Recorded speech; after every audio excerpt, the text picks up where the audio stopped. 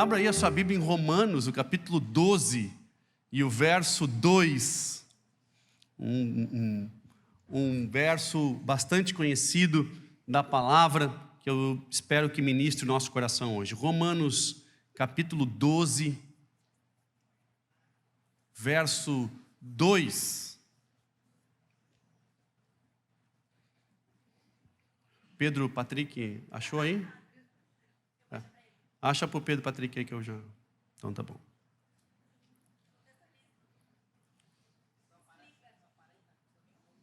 Ah, sim.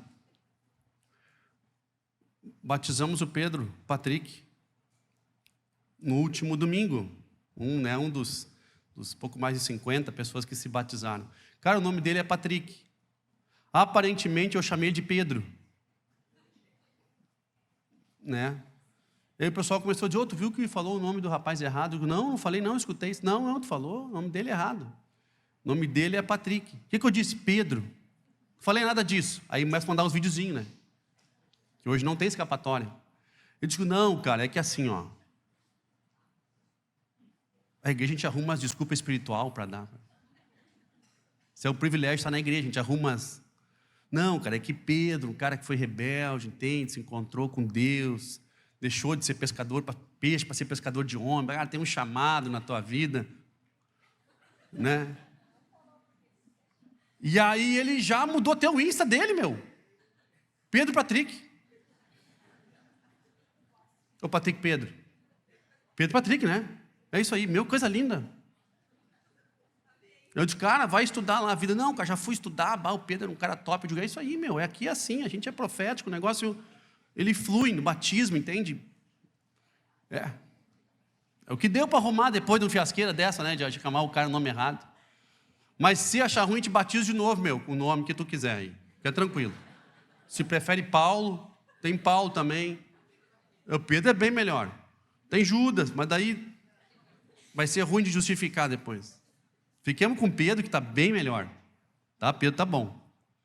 Estamos em Romanos, no capítulo 12 e o verso 2, que não foi Pedro que escreveu, mas foi Paulo que escreveu e manda para a igreja de Romanos o seguinte: e não vos conformeis com este mundo, mas transformai-vos pela renovação do vosso entendimento, para que tenhas a experiência, para que compreendas a boa, perfeita e agradável vontade de Deus. Vamos ler de novo? E não vos conformeis com este mundo, mas transformai-vos pela renovação do vosso entendimento, para que experimenteis qual seja a boa, perfeita e agradável vontade de Deus. Papai, obrigado pela porção preciosa das escrituras que nós vamos estar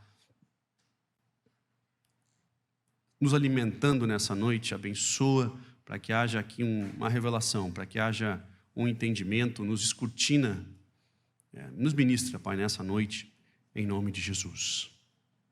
Amém. Amém. Esse trecho importante aqui das Escrituras, conhecido, mas muito importante, às vezes passa lotado, e eu preciso dizer, assim como toda a Bíblia, ele se renova a cada dia. E parece que essa porção especificamente tem se renovado como nunca, tem sido real como nunca. E essa porção eu faço questão de discutir com vocês, porque me parece ela ser muito oportuna, parece ser muito apropriada para os tempos que nós estamos discutindo hoje, estamos vivendo hoje. Basicamente aqui está dizendo o seguinte: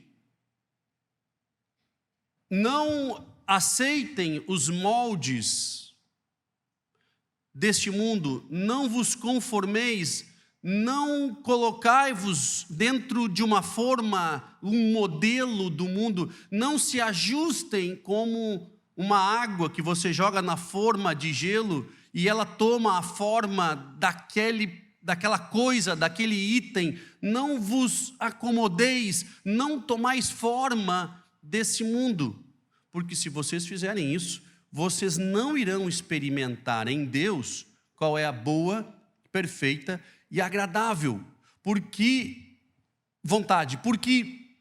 o que o mundo tem para dar é diferente de ter experiências com Deus. E ao invés de então aceitar o molde, aceitar a forma, tomar o shape desse mundo, renovem ele, mudem ele pela renovação, pela transformação do vosso entendimento.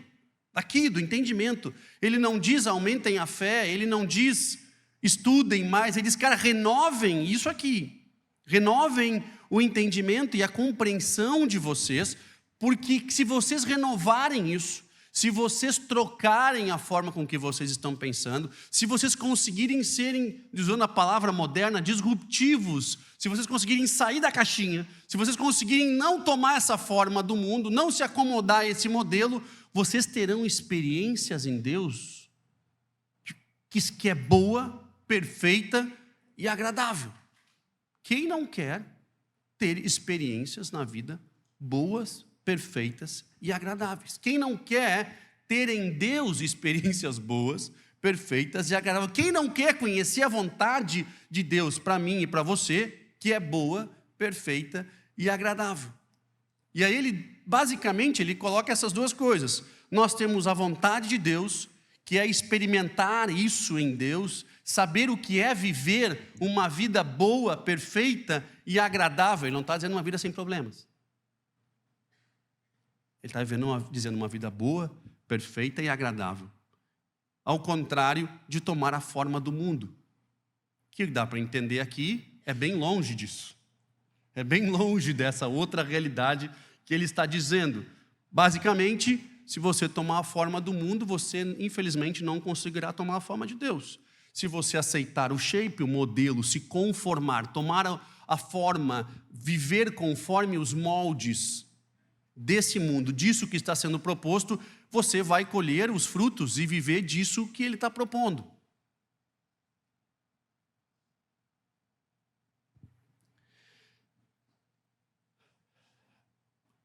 Tem um livro muito famoso, chamado A Batalha da Mente, de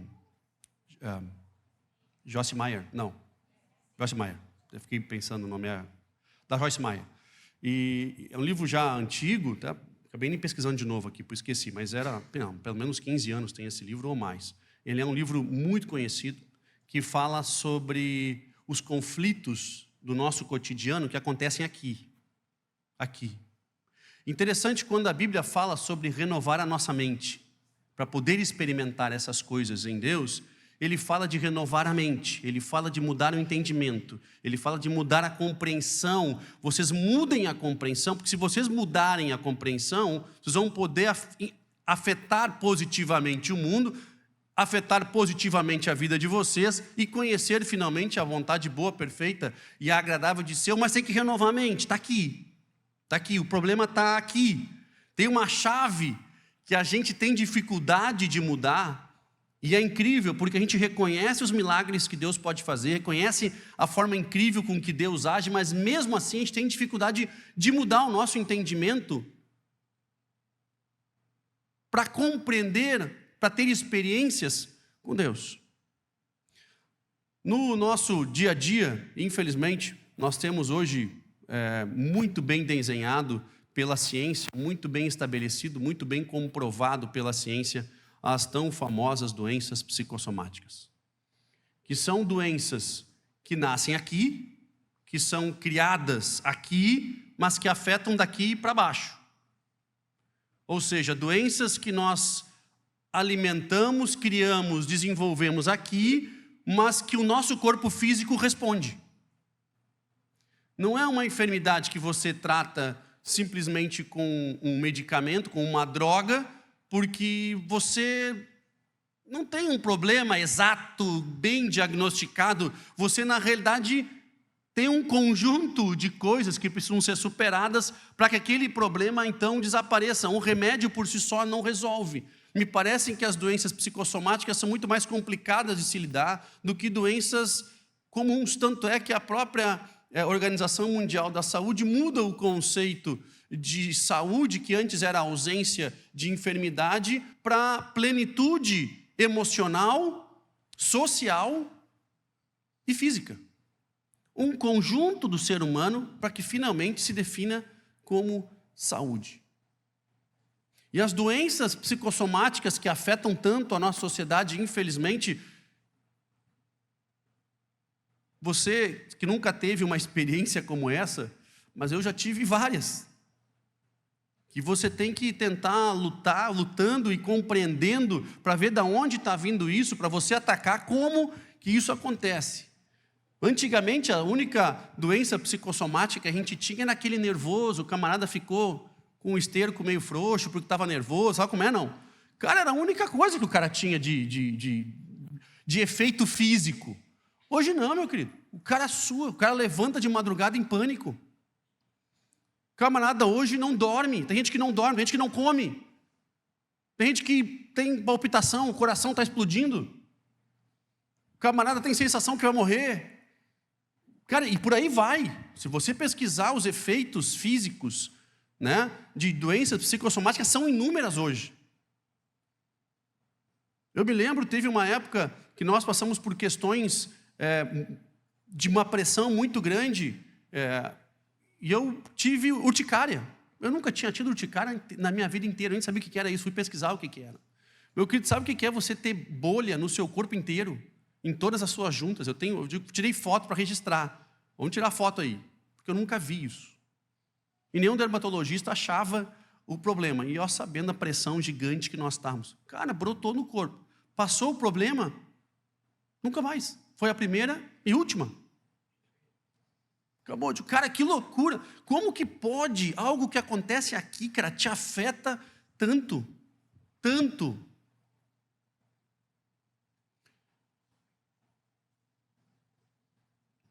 Eu vou contar, né? Nós não tínhamos filhos ainda. E eu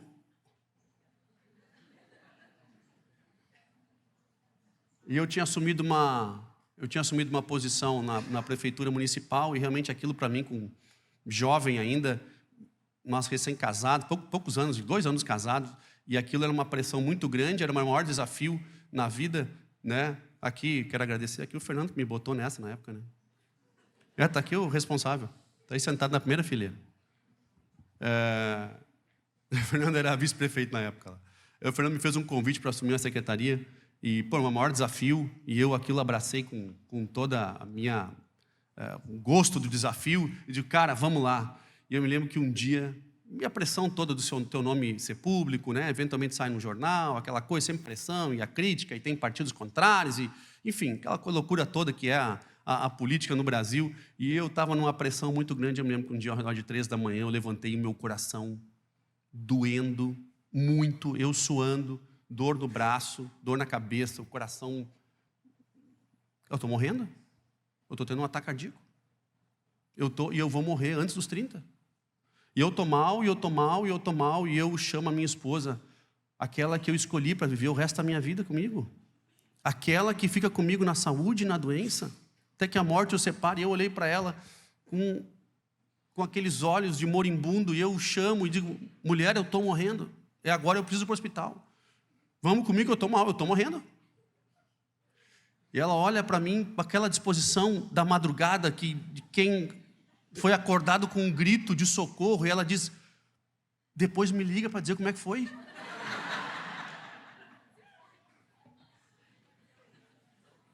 Pessoal, eu sei, isso foi muito tempo atrás. Isso foi muito tempo atrás. Eu preciso justificar e também compreender que isso era um período que a gente, né, era novo, não tinha muita experiência. Hoje não, hoje jamais isso aconteceria. Ela chamaria um Uber hoje para mim.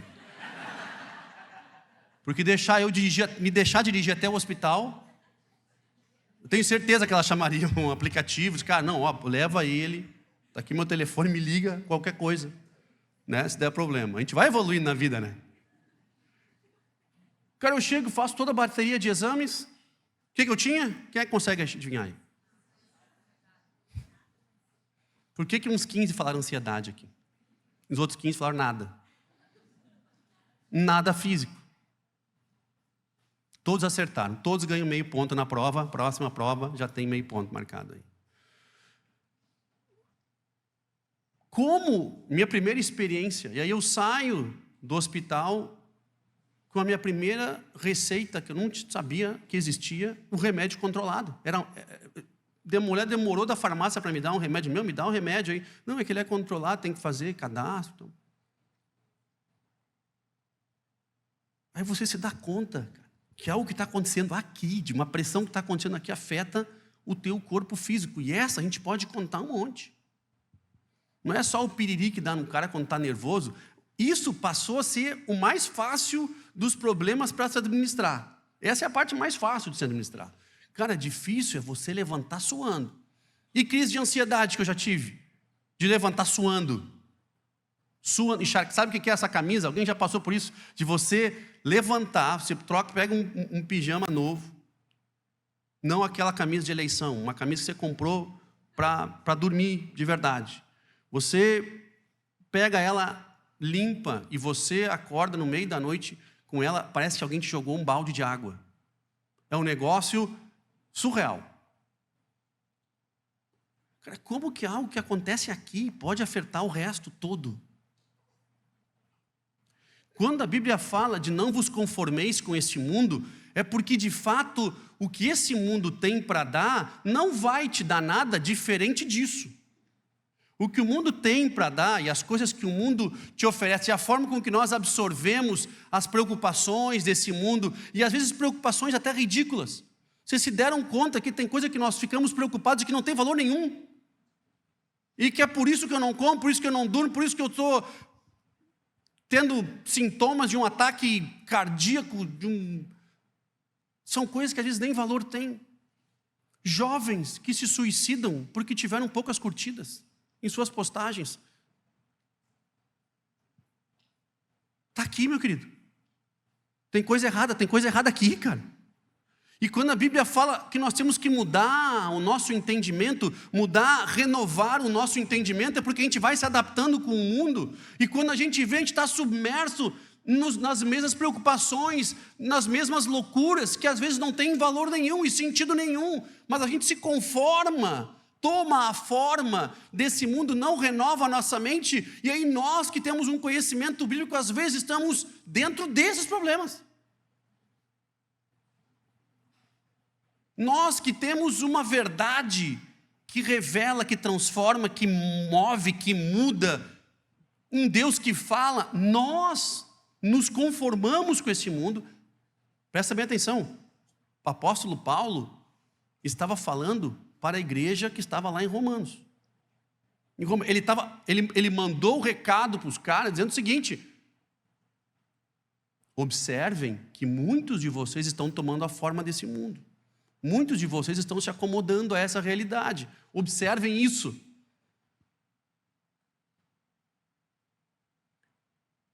Recebi um videozinho no Zap. Talvez alguns de vocês já devem ter recebido, que eu gostei muito. A primeira coisa que eu fiz, mandei para meus filhos.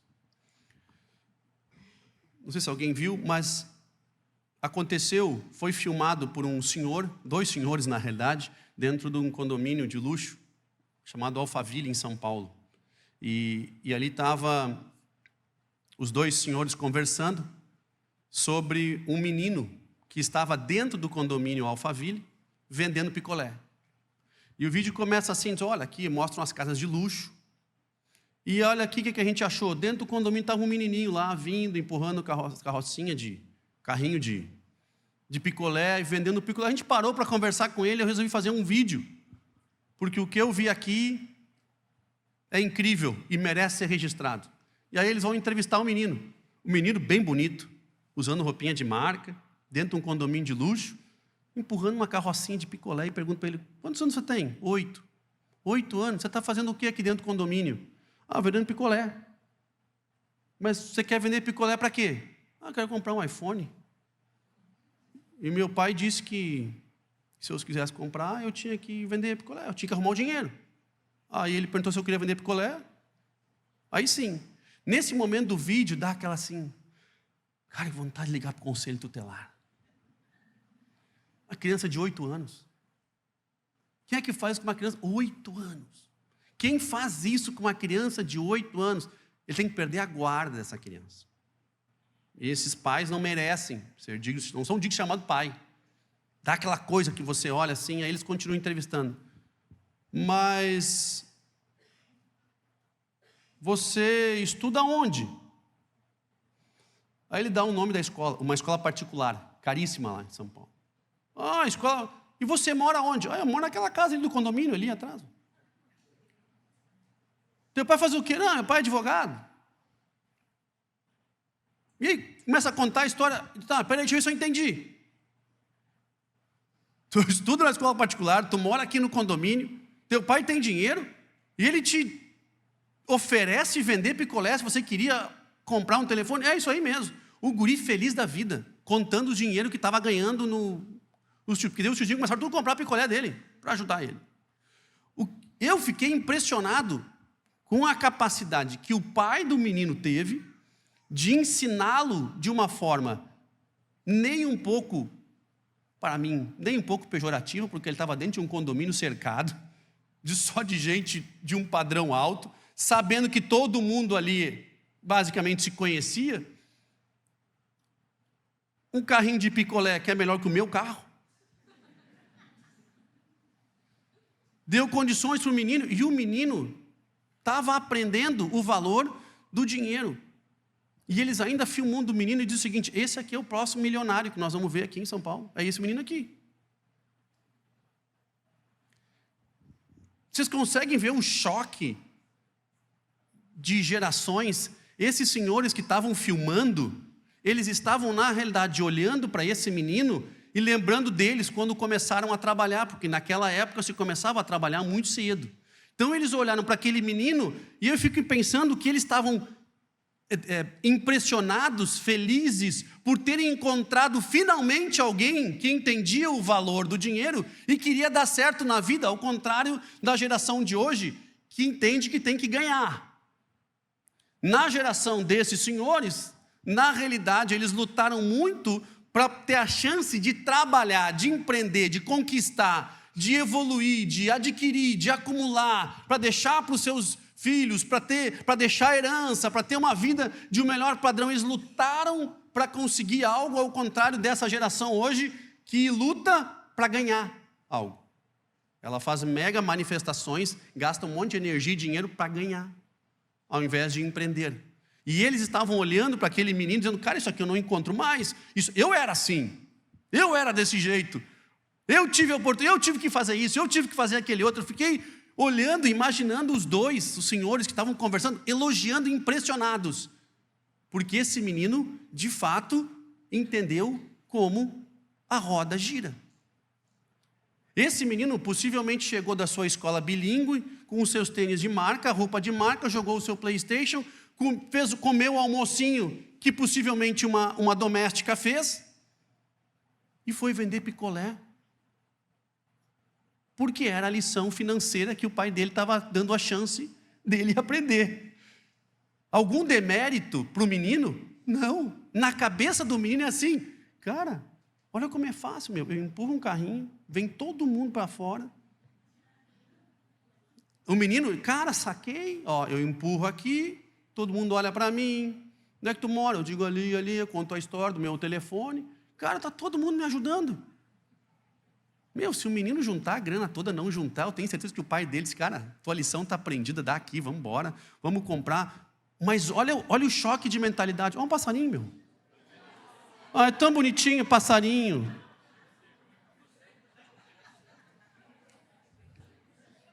Cara, tive um déjà vu aqui.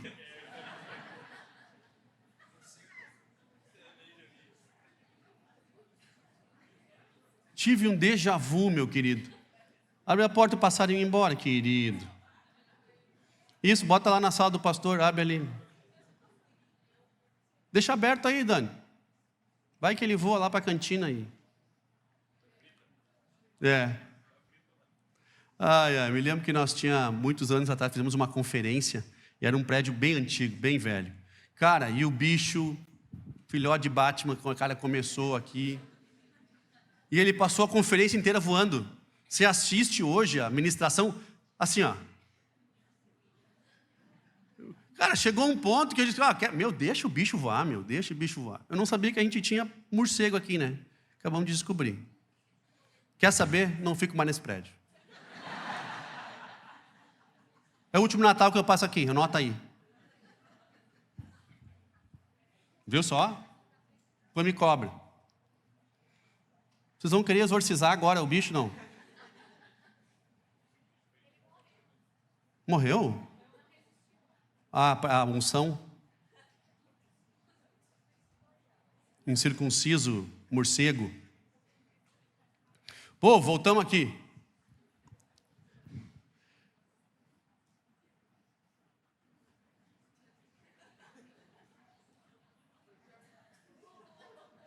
Uma salva de palmas para a nossa equipe de dedetização. Catch the bat, né, meu querido? É um negócio assim. É o catch the bat, aqui é uma coisa louca, né? Isso aí, meu, aqui não tem tempo ruim. É assim que funciona. A mulher dele vai vir atrás dele, daqui a pouco tu vai ver só.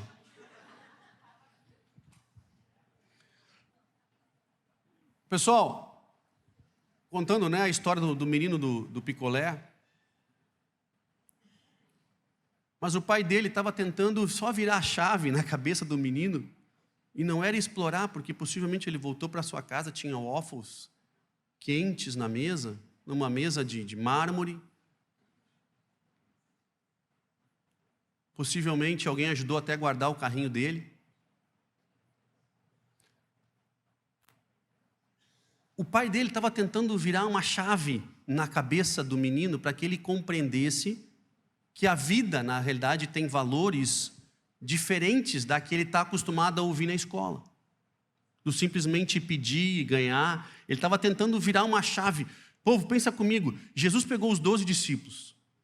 E ele tira os 12 da realidade deles.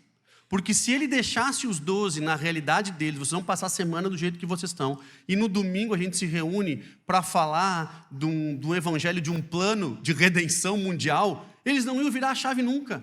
Porque eles tiveram que botar os 12 dentro de fazer uma imersão, um retiro de 3 anos, e mesmo assim, eles eventualmente surtavam.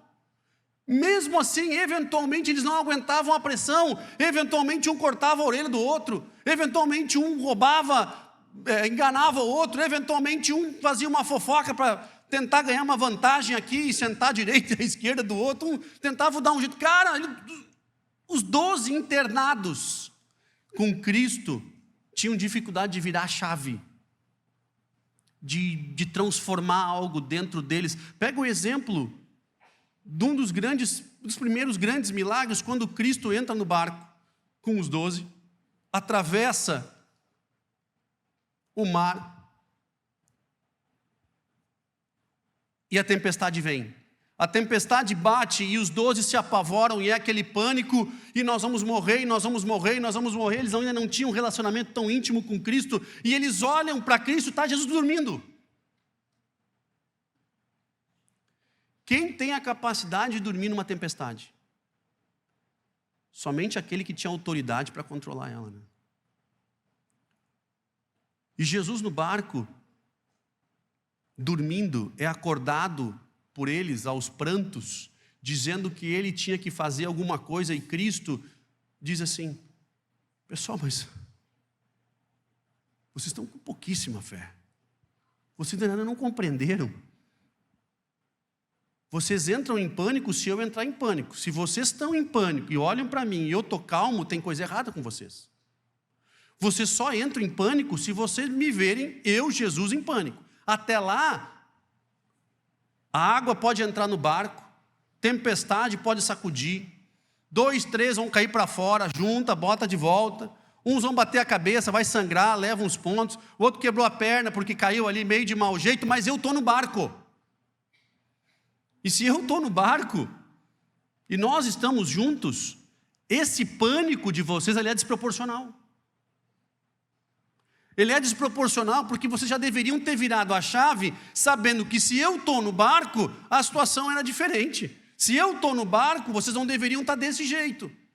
Isso aconteceu inúmeras vezes, Jesus e os discípulos. Inúmeras. E aquela vez que depois de 2 multiplicações de pães, eles entram no barco e esqueceram de levar pão.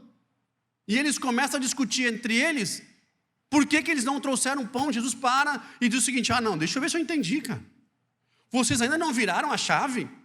Nós já passamos 2 multiplicações de pães e vocês entram aqui e estão ainda questionando, cara, você tem que virar a chave. Vocês têm que renovar a mente de vocês, porque senão vocês se conformaram com o padrão do mundo, que como o mundo deveria fazer, e não como de fato as coisas acontecem comigo. E olha que interessante, quando Jesus, antes de multiplicar os pães, ele chama os discípulos e ele dá a ordem, vocês alimentem eles. Jesus não diz o seguinte, eu vou multiplicar pães. Ele diz para os discípulos, dá uma ordem. E os discípulos começam a se bater e se conformam com o mundo, no modelo do mundo. Está tarde, não tem onde comprar, nós não temos dinheiro, tem muita gente. Cara, esse é o padrão normal do mundo. E Jesus disse, não, cara. Vamos de novo. O que tem aí? Tem um menino aí. E aí vocês conhecem a história.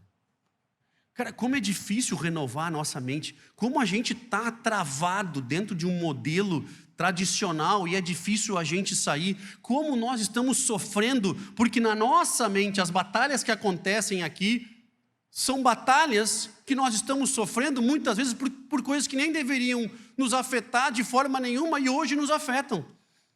É impressionante como nós estamos carregando experiências frustrantes, traumáticas para dentro do nosso mundo e nós só botamos para fora o que acontece aqui dentro. Os discípulos só agiram daquele jeito porque era o que eles tinham aqui dentro. A Bíblia fala que a nossa boca só fala o que o coração está cheio. Pessoal, só sai o que tem dentro. Não está nada diferente. E esse pânico que nós temos, esse pânico está relacionado à forma com que nós estamos olhando o problema. Nós olhamos o problema assim, nós não nos conformamos com o mundo. É a forma com que o mundo olha, é a forma com que o mundo vê. É a forma com que nós deveríamos teoricamente estar agindo. E aí nós nos conformamos com esse mundo e ficamos longe da vontade boa, perfeita e agradável. Nós temos que renovar a nossa mente constantemente. A minha filha, a Nicole, mais velha, fez 15 anos em setembro, e aí essa semana puxou para bater um papo. Digo, pai, eu queria conversar contigo sobre a poupança. Aí eu olhei. Está tudo certo aqui, Nicole, e a tua como é que está? Não, pai, a poupança, outra poupança. A poupança do banco. Não, eu queria ver ali o negócio da poupança, como é que funciona a poupança? Eu digo, não, minha filha, a poupança não é uma conta corrente normal, ela é uma quantia de investimento e tal. Eu criei, quando eles nasceram, eu criei uma poupancinha de cada um, nome de cada um, e lá a gente botava ali, uns 100 pila, 200 pila, e assim nós ia botando e ensinando eles, levava eles do banco, botava no envelopinho, ensinava, aparecia o nomezinho deles, cara, isso aqui é para faculdade, vai botando ali o dinheiro e tal. Não dá para tirar? Digo, não dá para tirar, não. Deus não gosta de quem tira antes da faculdade. Está escrito na Bíblia, em algum lugar. Fica o coração preto quem bota a mão nesse dinheiro antes da faculdade. E assim a gente foi indo e levando eles e tal. E aí ela disse, pai, mas eu estive estudando sobre a Selic e estudando sobre a taxa de rentabilidade, eu vi que a poupança não é um bom negócio. Estava olhando sobre o CDB, o CDI, tem taxas melhores, fundos que a gente pode aplicar. Disse, O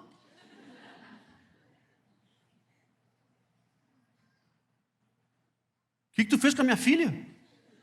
Quem está aí?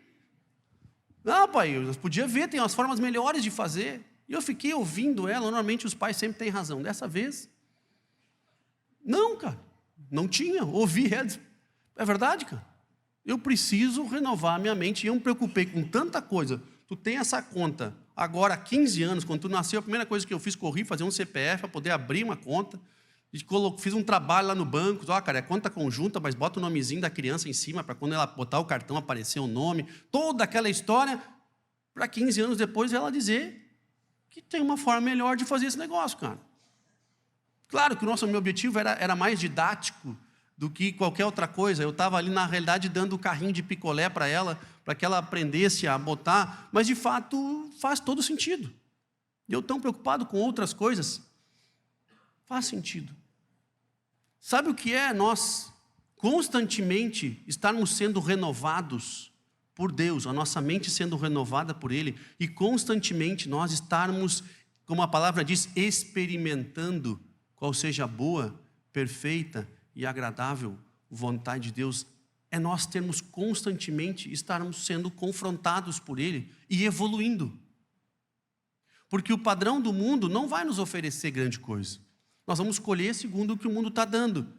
Já a renovação da nossa mente vai nos permitir ter experiências boas, perfeitas e agradáveis, para que a gente conheça finalmente a vontade de Deus. Essa vontade que é boa, perfeita e agradável, essa experiência com Deus que nos leva a essa vontade, a boa vontade dEle, o que Ele de fato tem para cada um de nós. Meus queridos, nós estamos vivendo momentos bem únicos. Eu tenho absoluta certeza que muitos de nós, assim como eu, já têm experimentado efeitos no corpo físico, efeitos nos seus relacionamentos, efeito na sua vida profissional, de doenças que são criadas aqui, frutos de experiências, de traumas. Mas essa renovação da mente, que é oferecida e aconselhada por Deus, ela vem através de atitudes, de nos alimentarmos com a palavra, atitudes de nos alimentarmos com louvores, atitudes de nos alimentarmos com relacionamentos. Novidade nenhuma, embora a Bíblia nos ensine, mas não é novidade nenhuma o que os nossos pais mais velhos e o que os pais de muitos de vocês ainda fazem hoje, que é cuidar os relacionamentos com quem nós andamos. Os meus pais me mudaram de escola para que eu mudasse de relacionamentos. Quando os meus filhos dizem que querem ir a algum lugar, qual é a primeira coisa que eu pergunto para eles? Com quem vai?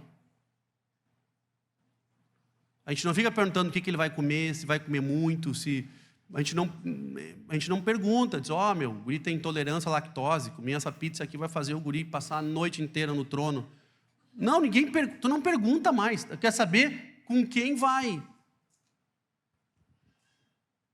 Porque se eu permito que os meus filhos, que eu quero o melhor para eles, eu quero que eles sejam muito melhores do que eu sou.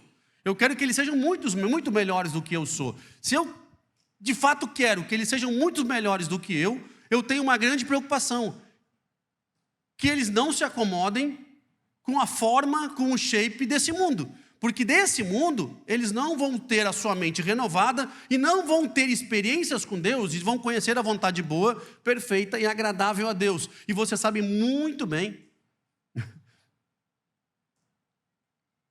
que com quem nós andamos faz toda a diferença. E eu estou falando isso para criança, para adolescente, jovem, adulto, idoso. Às vezes a gente tem que dar um tempo em alguns relacionamentos para dizer, cara, eu preciso renovar minha mente, porque ali eu não estou conseguindo, cara. Se eu continuar saindo com esse pessoal a mesma coisa, eu vou ter eu vou ter o mesmo do mesmo, cara. Se eu continuar saindo, infelizmente, eu vou estar me acomodando a algo que eu não quero ser, ou eu estou vendo que não é vantajoso, ou eu estou vendo que está me deixando mal, eu vou ter que dar uma revisada nesse ou naquele, esse aqui eu vou ter que me afastar um pouco, aquele outro, talvez vamos dar um tempo, vamos...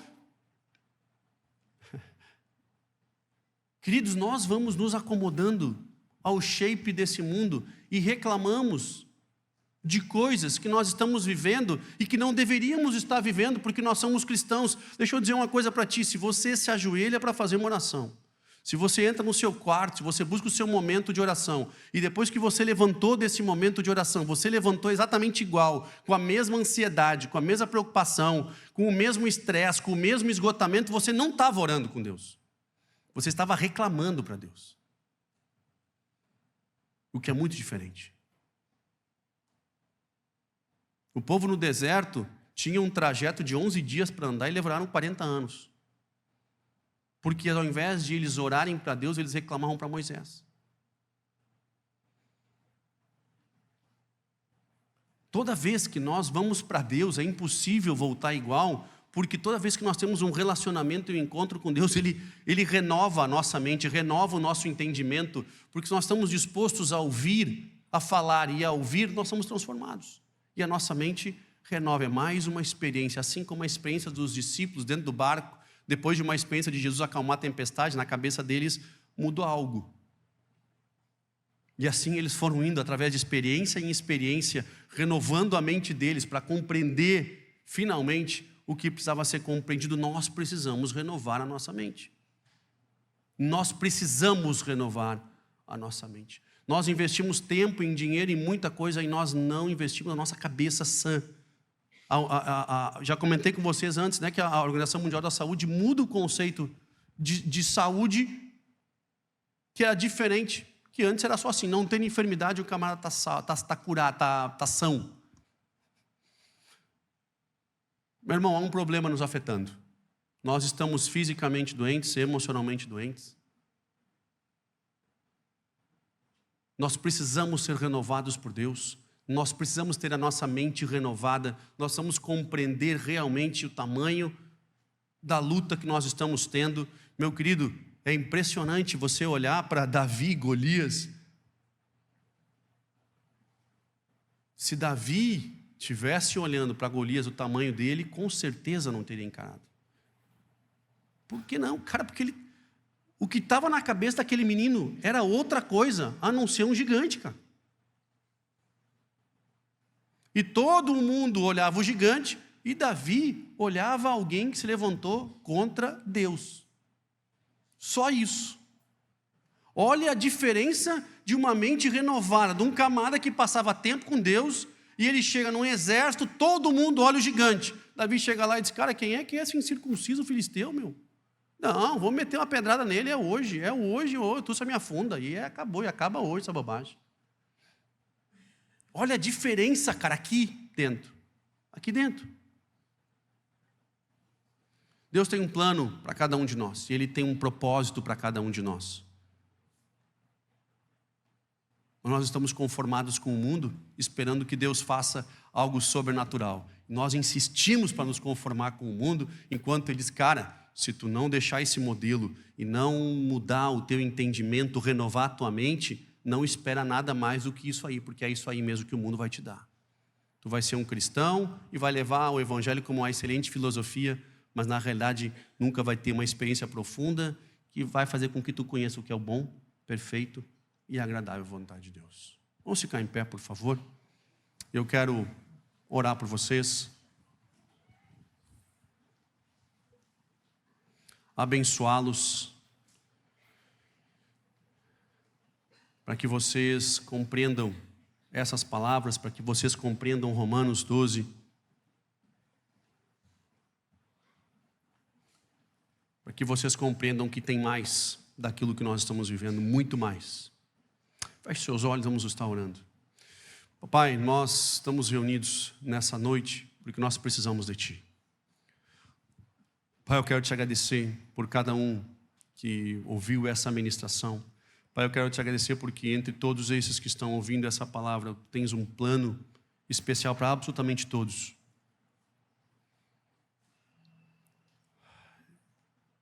Mas às vezes parece que nós estamos muito longe daquilo que deveríamos estar. E a situação, às vezes parece que piora, nós ficamos cada vez mais cansados, ainda sabendo que o Teu fardo é leve. Pai, mas quando Tu nos ensina sobre a renovação da mente, e que demanda uma posição e uma postura, atitude, que nós nos deparamos que estamos sofrendo até no nosso corpo físico, por situações que não deveriam nem nos abalar. Papai, nós estamos sofrendo por situações que não deveriam nem sequer ser cogitadas na nossa vida. Pai, nós estamos sofrendo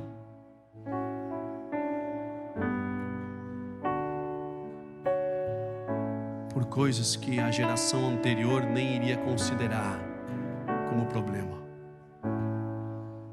Pai, nós estamos sofrendo por problemas que há 10 anos atrás a humanidade nem tinha consideração nenhuma e hoje destrói vidas. Pai, tem misericórdia de nós, tem misericórdia de cada um de nós.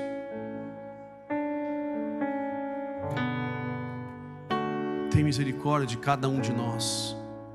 Assim como Cristo falou para os discípulos, homens de pouca fé: se eu estou no barco, é óbvio que ele não iria afundar. Se eu estou no barco, é óbvio que a salvação chegaria.